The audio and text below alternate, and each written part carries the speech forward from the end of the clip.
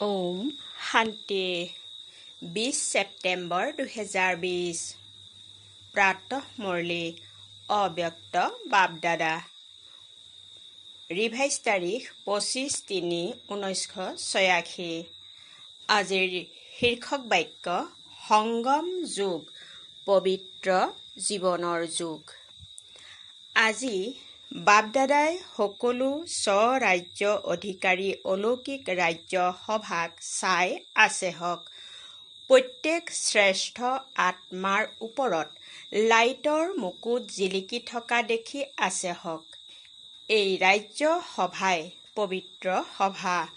প্ৰত্যেক পৰম পাৱন পূজ্য আত্মাসকল কেৱল এই এটা জন্মৰ বাবেই পাৱন অৰ্থাৎ পবিত্ৰ হোৱা নাই, কিন্তু পাৱন অৰ্থাৎ পবিত্ৰ হোৱাৰ ৰেখাডাল অনেক জন্মৰ দীঘলীয়া ৰেখা। গোটেই কল্পৰ ভিতৰত অন্য আত্মাসকলো পাৱন পবিত্ৰ হয়। যিদৰে পাৱন আত্মাসকল ধৰ্ম পিতাৰ ৰূপত ধৰ্ম প্ৰতিষ্ঠা কৰাৰ নিমিত্ত হয়, লগতে বহুত মহান আত্মা বুলি কওঁতা সকলো পাৱন হয়, কিন্তু তেওঁলোক পাৱন হোৱাৰ আৰু তোমালোক পাৱন আত্মাসকলৰ মাজত অন্তৰ আছে।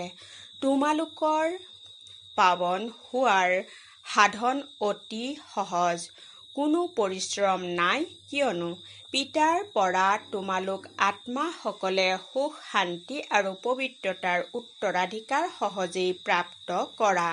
এইটো স্মৃতিৰে সহজে আৰু স্বতঃ অবিনাশী হৈ যোৱা।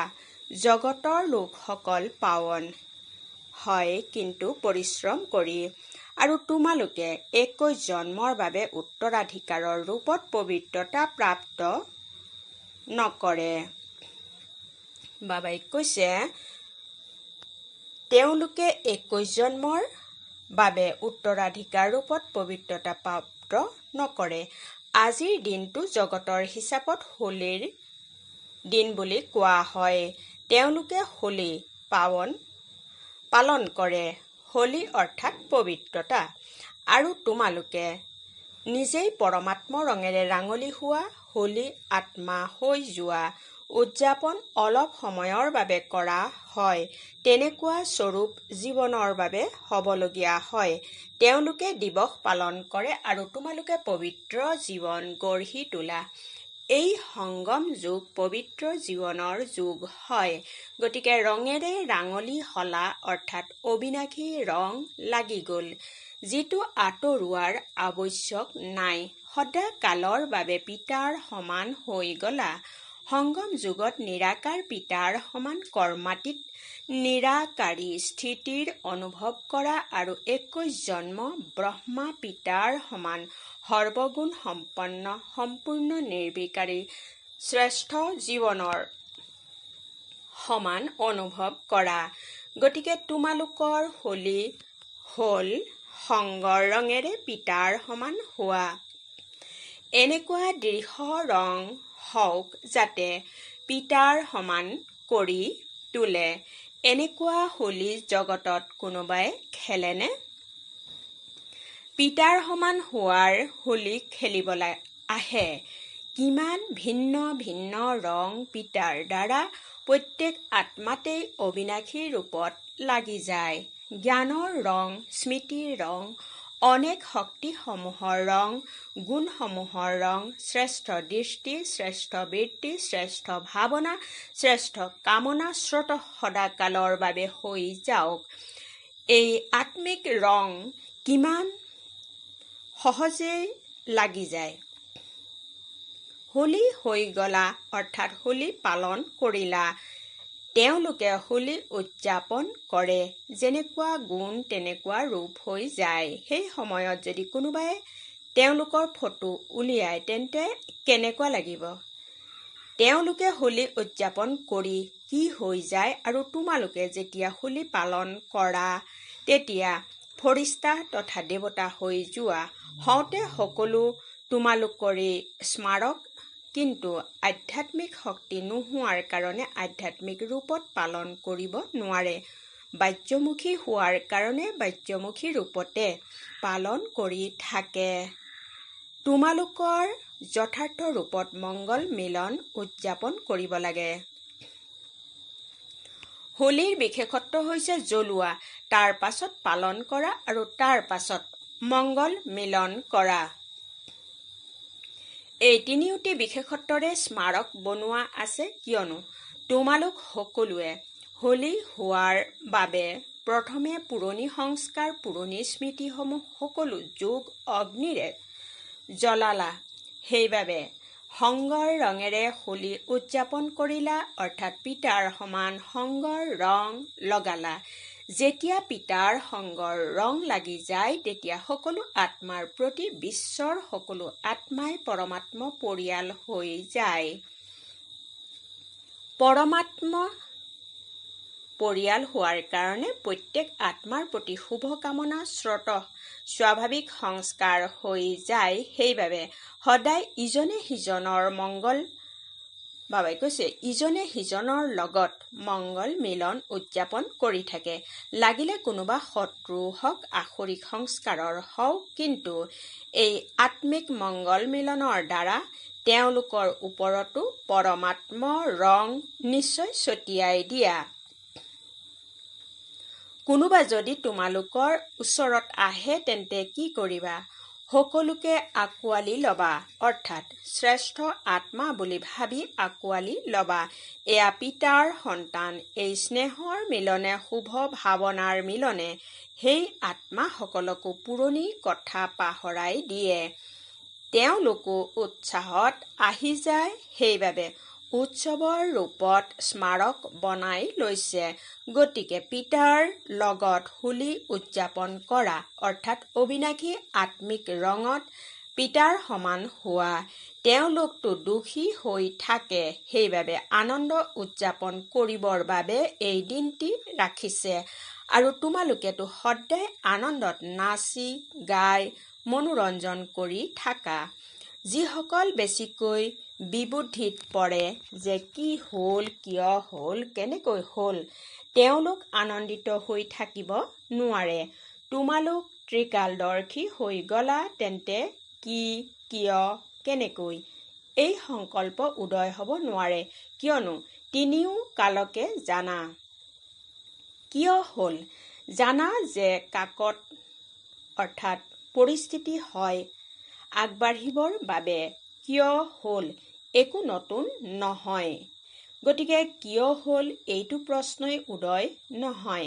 কেনেকৈ হ'ল? মায়া আৰু মজবুত কৰি তুলিবৰ কাৰণে আহিল আৰু গুচি গ'ল। গতিকে ত্ৰিকালদৰ্শীৰ স্থিতিত থকাসকল এই ক্ষেত্ৰত বিবুদ্ধিত নপৰে। প্ৰশ্নৰ লগে লগে সঁহাৰি প্ৰথমতে আহে, কিয়নো ত্ৰিকালদৰ্শী হোৱা।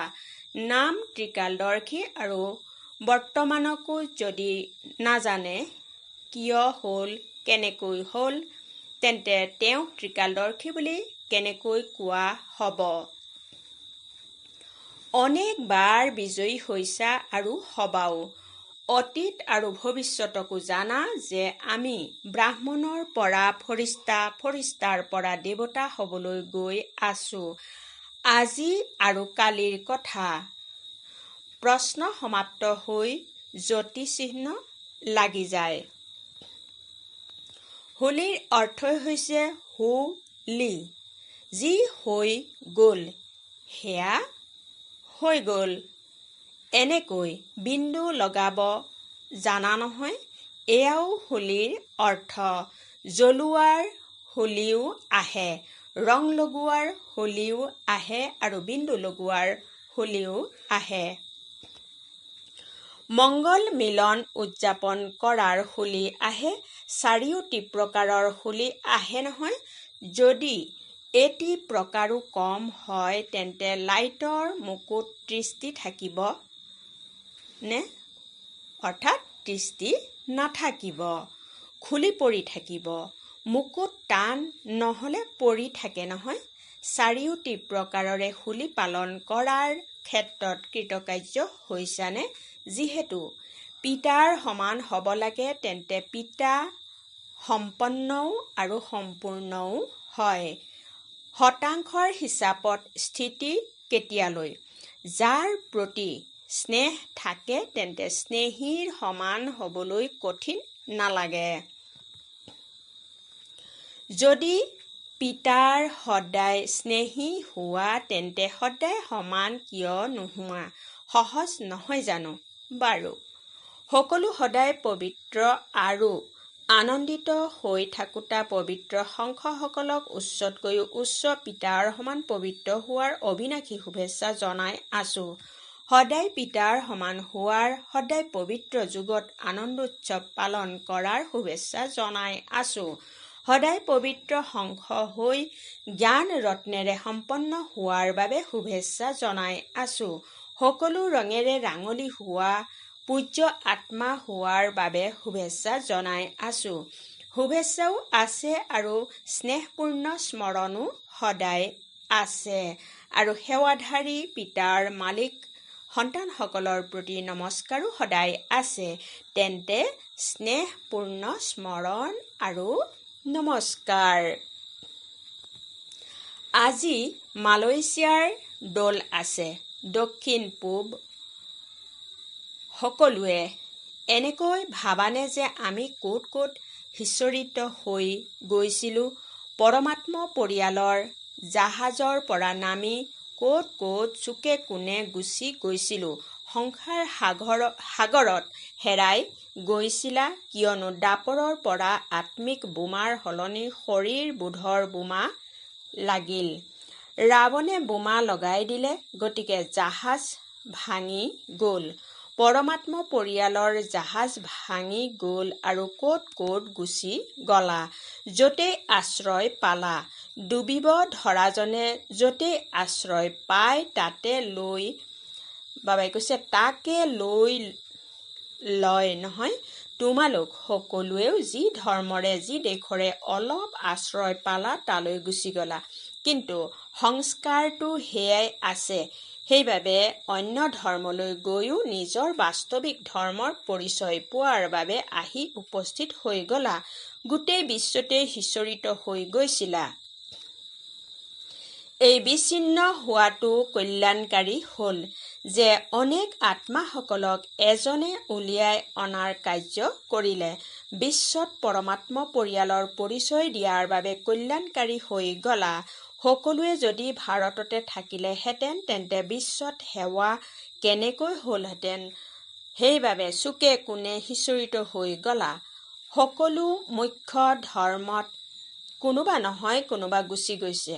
এজনো যদি ওলায় তেন্তে সমগোত্ৰীয়সকলক নিশ্চয় জগাই তোলে। বাপদাদাও ৫,০০০ বছৰৰ পাছত বিচ্ছিন্ন হোৱা সন্তানসকলক দেখি আনন্দিত হয়।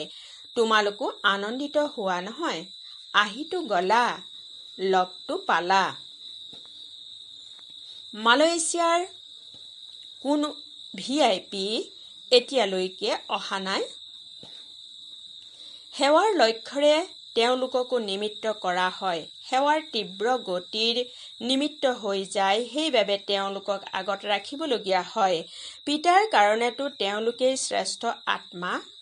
বাবাই কৈছে, পিতাৰ কাৰণেতো তোমালোকেই শ্ৰেষ্ঠ আত্মা হোৱা। আত্মিক নিচাততো তোমালোক শ্ৰেষ্ঠ হোৱা নহয়নে? বাবাই কৈছে, ক'ত তোমালোক পূজ্য আত্মা আৰু ক'ত তেওঁলোক মায়াত আবদ্ধ হৈ থাকোতা। পৰিচয়বিহীন আত্মাসকলকো পৰিচয়টো দিব লাগিব নহয় জানো? ছিংগাপুৰতো এতিয়া বৃদ্ধি হৈ আছে। য'ত পিতাৰ অনন্য ৰত্নসকল উপস্থিত হৈ যায় তেতিয়া ৰত্নই ৰত্নকহে উলিয়াই আনে। সাহস ৰাখি সেৱাত নিষ্ঠাৰে আগবাঢ়ি গৈ আছা। গতিকে পৰিশ্ৰমৰ ফল শ্ৰেষ্ঠই পাবা। নিজৰ পৰিয়ালক একত্ৰিত কৰিব লাগে। পৰিয়ালৰ পৰা বিচ্ছিন্ন হৈ যোৱাজন যদি পৰিয়ালত আহি যায় তেন্তে কিমান আনন্দিত হয় আৰু অন্তৰেৰে ধন্যবাদ ব্যক্ত কৰে। গতিকে এওঁলোকেও পৰিয়ালত আহি কিমান যে ধন্যবাদ ব্যক্ত কৰে। নিমিত্ত হৈ পিতাৰ কৰি ল'লে। সংগমত ডিঙিত ধন্যবাদৰ মালা বহুত পৰে। বাৰু, অব্যক্ত মহাবাক্য অখণ্ড মহাদানী হোৱা। মহাদানী অৰ্থাৎ প্ৰাপ্ত কৰা খাজনাক স্বাৰ্থ নৰখাকৈ সকলো আত্মাকে দিওঁতা নিস্বাৰ্থ ভাৱৰ। নিজৰ স্বাৰ্থৰ পৰা উপৰাম আত্মাহে মহাদানী হ'ব পাৰে। অন্যৰ আনন্দত নিজে আনন্দিত অনুভৱ কৰাটো মহাদানী হোৱা হয়। যিদৰে সাগৰ সম্পন্ন অক্ষয় অখণ্ড, সেইদৰে তোমালোক সন্তানসকলো মাষ্টৰ অখণ্ড অক্ষয় খাজনাৰ মালিক হোৱা। গতিকে যি খাজনা প্ৰাপ্ত কৰিছা তাক মহাদানী হৈ অন্যৰ প্ৰতি কাৰ্যত লগাই থাকা। যিয়ে সম্বন্ধত আহুতা ভক্ত বা সাধাৰণ আত্মা আছে, তেওঁলোকৰ প্ৰতি সদায় এইটোৱে ভাৱনা থাকক যে তেওঁলোকে যাতে ভক্তিৰ ফল লাভ কৰে। যিমানেই দয়ালু অন্তৰৰ হবা, সিমানেই এনেকুৱা দিগভ্ৰান্ত আত্মাসকলক সহজে ৰাস্তা দেখুৱাবা। তোমালোকৰ ওচৰত সকলোতকৈ শ্ৰেষ্ঠ খাজনা হৈছে আনন্দ। তোমালোকে সেই আনন্দৰ খাজনা দান কৰি থাকা। যাক আনন্দ দিবা তেওঁ বাৰে বাৰে তোমালোকক ধন্যবাদ দিব। দুখী আত্মাসকলক যদি আনন্দ দান কৰা, তেতিয়া তোমালোকৰ গুণ গাব। এই ক্ষেত্ৰত মহাদানী হোৱা, আনন্দৰ খাজনা বিলোৱা, নিজৰ সমগোত্ৰীয়সকলক জগোৱা, ৰাস্তা দেখুওৱা। এতিয়া সময় অনুসৰি নিজৰ প্ৰত্যেক কৰ্মেন্দ্ৰিয়ৰ দ্বাৰা মহাদানী বা বৰদানী হোৱা।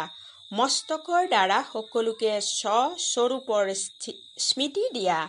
নয়নৰ দ্বাৰা স্বদেশ আৰু স্বৰাজ্যৰ ৰাস্তা দেখুওৱা। মুখৰ দ্বাৰা ৰচয়িতা আৰু ৰচনাৰ বিস্তাৰক স্পষ্ট কৰি ব্ৰাহ্মণ তথা দেৱতা হোৱাৰ বৰদান দিয়া। হাতেৰে সদায় সহজযোগী কৰ্মযোগী হোৱাৰ বৰদান দিয়া। চৰণ কমলৰ দ্বাৰা প্ৰতিটো খোজতে পিতাক অনুসৰণ কৰি কদমত পদমৰ উপাৰ্জন জমা কৰাৰ বৰদানী হোৱা। এনেদৰে প্ৰত্যেক কৰ্মেন্দ্ৰিয়ৰ দ্বাৰা মহাদান বৰদান দি যোৱা।